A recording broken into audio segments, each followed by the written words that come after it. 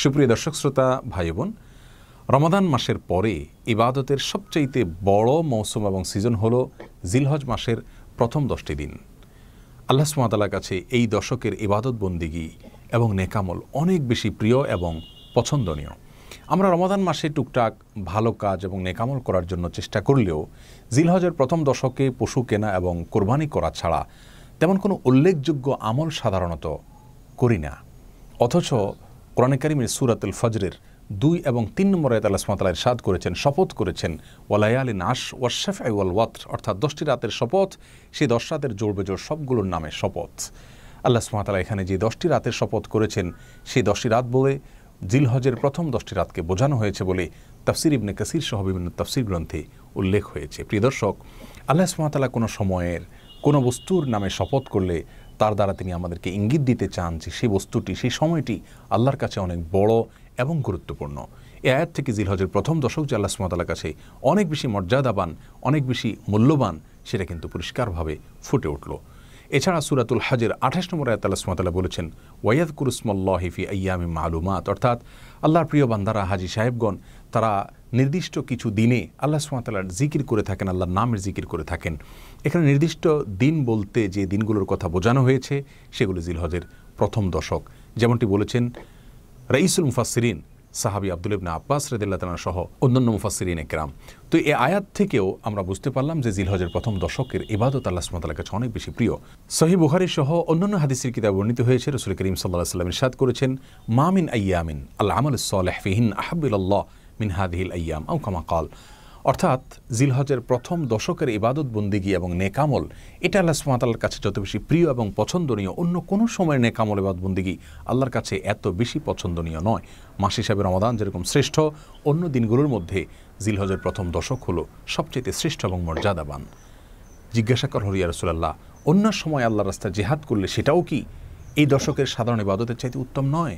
তিনি বললেন, ওয়ালাল জিহাদু ফি সাবিলিল্লাহ, অন্য সময়ের সাধারণ জিহাদও এই দশকের সাধারণ নেকামলের চাইতে উত্তম নয়। তবে হ্যাঁ, কেউ যদি অন্য সময় আল্লাহর রাহে জিহাদ করতে বের হলেন, তার জীবন এবং সম্পদ সব কিছু উৎসর্গ করে দিলেন, তার কথা সম্পূর্ণ ভিন্ন, তার মর্যাদা সব কিছুর ঊর্ধ্বে।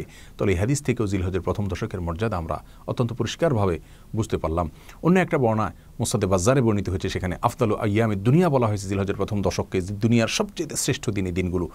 ইবনে হাজার আসকালানী রাহিমাহুল্লাহ বিশ্ববিখ্যাত হাদিসবেত্তা, তিনি বলেছেন এই দশকের এত মর্যাদার একটি কারণ হলো এই দশকের সমস্ত ইবাদতের সমাহার রয়েছে। এই দশকে ঈমান অন্য সময়ের মতো থাকে, আবার 5 ওয়াক্ত সালাত অন্য সময়ের মতো থাকে, এবং যাকাত অন্য সময়ের মতো এই দশকেও আদায় করা যায়। আর সিয়ামের একটা নজির রয়েছে, আরাফাত দিন রোজা রাখতে হয়, এই দশকের মধ্যে রোজা রাখার বিধানটাও রয়েছে। ইসলামের আরেকটা রকম হজ, সেটা তো এই দশকেই সম্পন্ন করতে হয়, আর কোরবানি এই দশকেই করতে হয়। তাহলে আমরা দেখি ইসলামের সমস্ত রোকনগুলো সহ অন্য অনেক ইবাদতের সমাহার এই দশকে রয়েছে, সেজন্য এর গুরুত্ব আল্লাহ সুবহানাহু ওয়া তাআলার কাছে এত বেশি। এই দশকে একজন মুসলিমের যে সমস্ত করণীয়গুলো রয়েছে তার ভিতরে 1 নম্বর করণীয় হলো তিনি বেশি থেকে বেশি আল্লাহর জিকির করবেন, যেটি সূরা হজের 28 নম্বর আয়াতে বলা হয়েছে।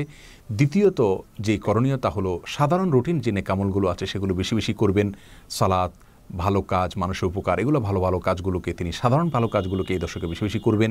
আর তৃতীয় হলো অন্যান্য সময় আমরা যে সমস্ত গুনাহগুলো থেকে বেঁচে থাকি সেগুলোকে এই সময় আরও বিশেষ গুরুত্বের সাথে বেঁচে থাকতে হবে, অর্থাৎ সব ধরনের নাফরমানি থেকে বেঁচে থাকার জন্য বিশেষভাবে সচেতন থাকতে হবে এই দশকে। 4 নম্বর করণীয় হলো যাদের উপরে হজ ফরজ হয়েছে বা হজ করার তৌফিক হয়েছে তারা হজ অথবা উমরা করবেন এই দশকে। 5 নম্বর করণীয় হলো এই দশকের ঈদের দিনে অথবা ঈদের পরের যে দিনগুলো রয়েছে সেই দিনগুলোতে কোরবানি করবেন যার তৌফিক হয়েছে তার জন্য।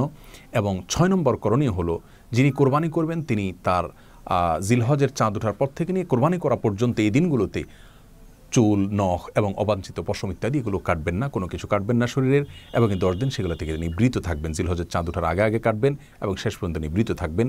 আর 7 নম্বর করণীয় হলো এই দশকে বেশি বেশি তাকবীর, তাহমিদ এবং তাহলিল পড়া, যেমনটি মুসনাদ আহমদে বর্ণিত হয়েছে। রাসূল করিম সাল্লাল্লাহু আলাইহি ওয়াসাল্লাম বলেছেন, ফাকফিরু ফিহিন্না মিনাত তাকবীর ওয়াত তাহমিদ ওয়াত তাহলিল, অর্থাৎ জিলহজের প্রথম দশক আসলে তোমরা বেশি বেশি আল্লাহ সুবহানাহু ওয়া তাআলার বর্ণনা করবে এবং প্রশংসা করবে, একত্ববাদে বর্ণনা করবে, অর্থাৎ আল্লাহু আকবার, লা ইলাহা ইল্লাল্লাহ, আল্লাহু আকবার ওয়ালিল্লাহিল হামদ, তাকবীর পাঠ করবে।